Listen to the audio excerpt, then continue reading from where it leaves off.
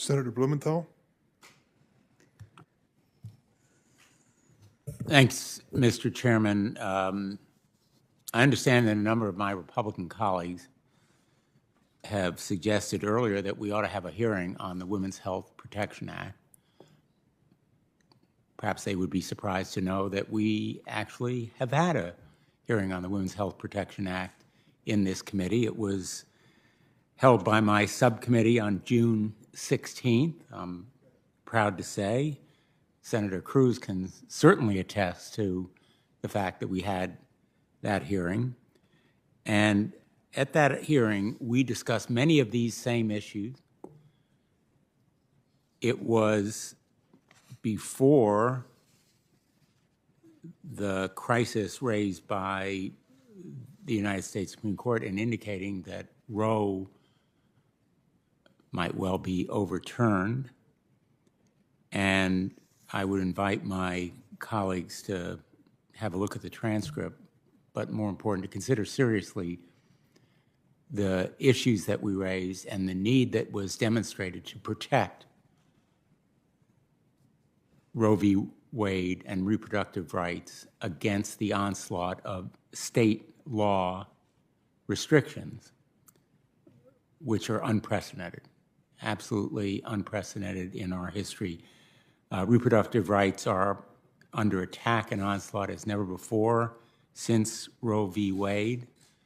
I clerked for the Supreme Court justice who wrote it shortly after Roe was handed down, and we never, ever could have anticipated the hundreds of state-level restrictions being proposed and enacted throughout the country.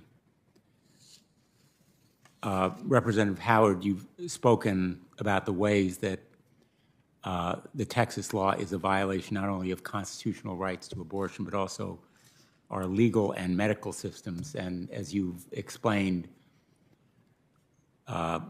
under SB 8, a rapist could sue a doctor if they provide an abortion to a rape survivor. If you process the insurance paperwork for an abortion, you could be sued.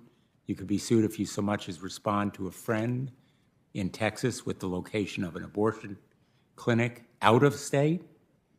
If you drop your sister off at a healthcare clinic where she has an abortion, you could be sued again by anyone in the entire United States. And just weeks after the Supreme Court's decision, we're already hearing tragic stories of women coming into Texas clinics for abortion care and being turned away because of the 6-week ban.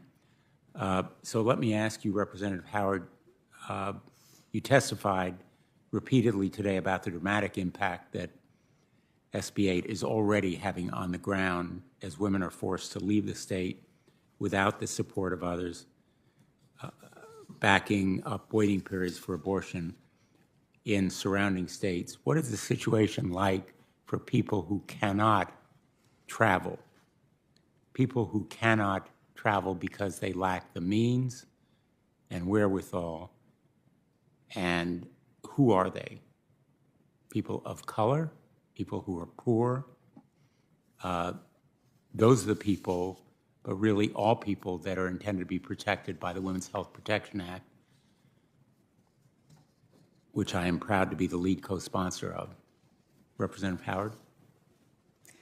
Well, you articulated accurately that the majority of those who are not able to access an abortion out of the state are going to be those that do not have the resources, who live in our rural communities, who can't find childcare, take off from work. This disproportionately impacts women of color.